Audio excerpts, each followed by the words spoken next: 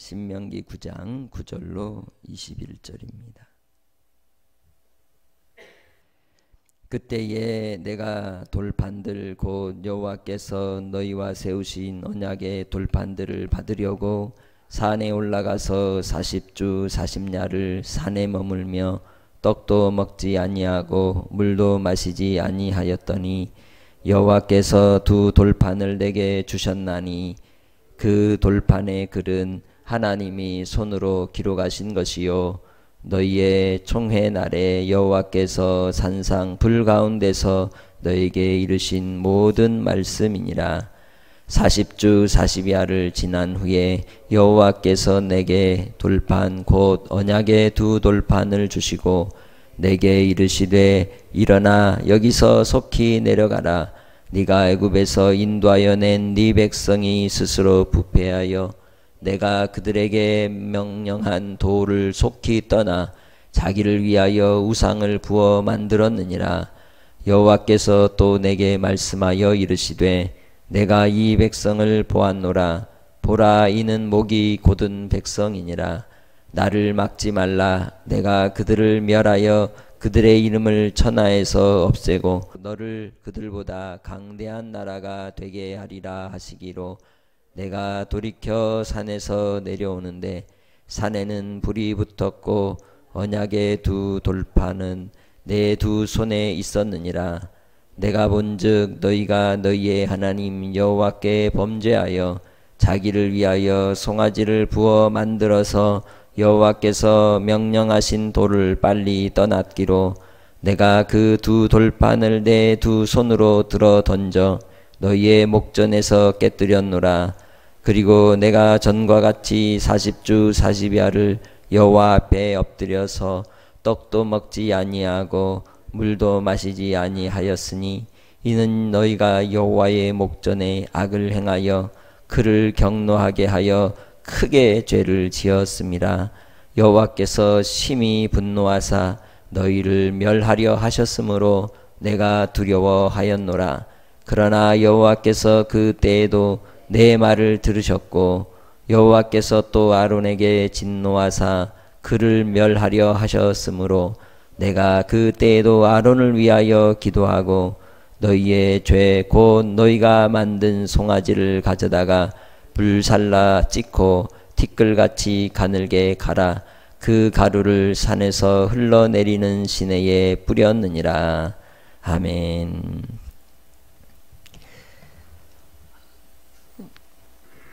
이스라엘 백성들에게 있어서 하나님께서 그들에게 가장 먼저 지켜야 할 규례와 법도는 바로 십계명이었습니다. 그 십계명의 내용을 하나님께서 두 돌판에 친히 새기시고 그리고 또한 그것을 가지고 40주 40야에 금식하고 줄인 뒤에 그 말씀을 받고 모세가 내려왔을 때 하나님께서 말씀하신 대로 그 산 아래에서는 우상 숭배를 하는 축제가 벌어지고 있었습니다. 이 일로 인해서 이스라엘 백성들은 하나님 앞에 징계와 진노함을 받고 결국 멸망받을 수밖에 없는 인생들임에도 불구하고 모세의 간구와 기도를 통해 하나님 아버지께서 은혜를 더하시고 다시금 긍휼을 베풀어 주시는 내용이 이제 출애굽기 32장에 기록된 말씀을 근거로 모세가 이제 가나안 땅에 들어갈 백성들에게 가르쳐주고 있는 것이죠. 하나님께서 언약의 말씀을 주실 때에 그들의 조상과의 관계 속에서 이루어진 치명적인 죄악의 문제가 무엇인지를 말씀하고 있습니다. 예수님께서 마태복음 6장에 이 세상 사람들, 이 세상이 구하는 것을 이야기할 때 뭐라고 말합니까? 먹고 마시는 것, 입는 것, 그냥 사는 문제 자체에 우리는 매여 산다고 주께서 말씀하셨습니다. 이스라엘 백성들이 광야에 들어가서 제일 먼저 문제 삼기 시작한 게 뭡니까? 목마르다고 물 주라고 하고 배고프다고 먹을 거 주라고 하고 끊임없이 먹고 마시는 것에 마음이 빼앗겨 살았습니다. 그러나 하나님께서는 모세를 시내산 이 꼭대기에 올리시고 그곳에서 아무것도 먹지 않고 40일을 살리셨습니다. 하나님의 말씀이 영혼을 살리고 하나님의 말씀이 이 땅에서 우리가 의미 있는 삶을 살아가도록 하는 영혼의 양식이 된다는 것이죠. 예수님께서도 바로 이제 세례 요한에게 세례를 받으시고 먼저 한 일이 40일을 금식하시고 하나님의 뜻을 받으며 또한 사단의 시험 가운데 승리하신 사건을 우리는 알고 있습니다. 그때 제일 첫 번째 시험의 내용 가운데 예수님께서 하신 말씀은 사람이 떡으로만 살 것이 아니요 하나님의 입으로 나오는 모든 말씀으로 산다고 교훈해 주셨습니다. 이스라엘 백성들이 시내산에서 언약을 받고 내려오는 모세를 기다리는 데 있어서 조급하여 온전히 인내하지 못하고 그들이 범죄할 때에 결국 그들은 그들이 원하는 그들을 위한 신을 만들어 우상을 숭배하는 일에 지도자 아론을 미혹해 하였고 그래서 결국 아론도 죽을 수밖에 없는 죄악의 그러한 책임을 지고 있었지만 하나님께서는 이스라엘 백성들을 가나안으로 이끌어 인도하시기 위하여 주님 하나님과 백성 사이에 화해와 또 그리고 또한 하나님께 나아감을 감당해야 될 제사장 가문으로서 아론의 이제 책무를 은혜 가운데 베풀어 주시고 이끌어 가십니다. 그것이 바로 하나님의 은혜인 것이죠. 오늘 우리가 살아가는 삶도 그렇습니다. 우리의 인생 속에 죄 아닌 인생이 어디 있겠습니까? 하나님께서 은혜를 베풀어 주셨기에 살아가는 것이죠. 본문에서 이스라엘 백성들에게만 하시는 말씀이 아니라 오늘날 우리 인생들도 그렇습니다. 13절에 말씀하는 것처럼 목이 곧은 백성이라고 말합니다. 목이 뻣뻣하여 깁스를 하고 절대로 고개를 꺾지 아니하는 그러한 완고한 백성들의 모습처럼 우리의 이 땅의 삶을 살아가는 모든 인생들의 모습을 보면 결국 이 뻣뻣한 목을 숙이지 못하고 겸손히 이제 낮추지 못하는 인생들인 것을 알 수 있다는 것이죠. 그들이 결국 애굽에 있을 때부터 가졌던 부패한 소행대로 하나님께로부터 은혜를 입어 홍해를 지나 광야로 들어갔을 때조차도 여전히 과거의 구습에 매여 살았음을 볼 수 있다는 것입니다. 우리는 예수 그리스도와 함께 십자가에 함께 못 박혀 죽은 사람들입니다. 이제는 예수 그리스도로 말미암아 성령의 이끌림을 받아 살아가는 새로운 삶을 사는 사람들입니다. 그래서 예수님 이제 고린도후서에서도 그리스도인을 새로운 피조물이라고 말씀하고 있는 것이죠. 그렇기에 주 안에서 날마다 우리 자신이 주 안에 새로운 피조물임을 선포하며 주님 안에서 우리 자신들을 새롭게 발견할 수 있는 믿음의 권속들이 되시길 주의 이름으로 축복합니다. 그래서 하나님의 백성들에게 필요한 덕목은 새로운 피조물로서의 삶을 살아갈 때에 인내인 줄 믿습니다. 인내함으로 우리는 온전함의 구원을 이룰 수 있는 것입니다.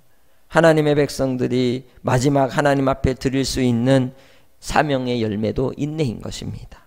요한계시록 14장 12절에서 성도들의 인내가 여기 있나니 그들은 하나님의 계명과 예수에 대한 믿음을 지키는 자라고 말씀하셨습니다. 광야의 이스라엘 백성들이 그 완고함과 목이 곧음으로 인해서 하나님의 말씀을 지키고자 하지 않았고 믿음도 없었던 것이죠. 그러나 아브라함을 통하여 주신 본이 무엇입니까? 모범이 무엇입니까? 그가 하나님을 믿음으로 그 믿음을 의로 여기셨고 그에게 약속의 자녀를 주셨고 약속의 자녀를 통하여 큰 민족을 이루는 언약을 온전히 이루는데 하나님께서 도구로 사용하셨던 겁니다. 이 땅의 삶은 광야와 같습니다. 그러나 그 광야의 길을 걸어갈 때에 우리가 하나님 앞에 부름받은 삶의 이유가 어디에 있겠습니까? 하나님만을 섬기라는 것이죠. 여호와를 경외하는 것이 우리 인생의 근본인 것입니다. 하나님을 온전한 믿음으로 섬기고 주를 기뻐하고 주를 즐거워함으로 하나님을 의지할 때 주께서는 우리를 통하여 생명과 소망의 길로 이끌어 주실 줄 믿습니다. 이 땅의 믿음의 삶을 살아갈 때에도 질서와 절차가 있고 법도가 있는 것입니다. 믿음이 그냥 무대뽀로 되는 믿음이 아니라는 것이죠.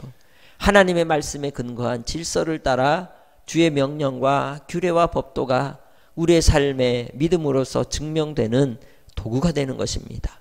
그렇게 하나님의 말씀을 떠나지 아니하고 그 말씀 가운데 살아가는 사람들은 하나님을 경외하고 사랑하기 때문에 또한 하나님의 말씀의 법을 지키는 것입니다.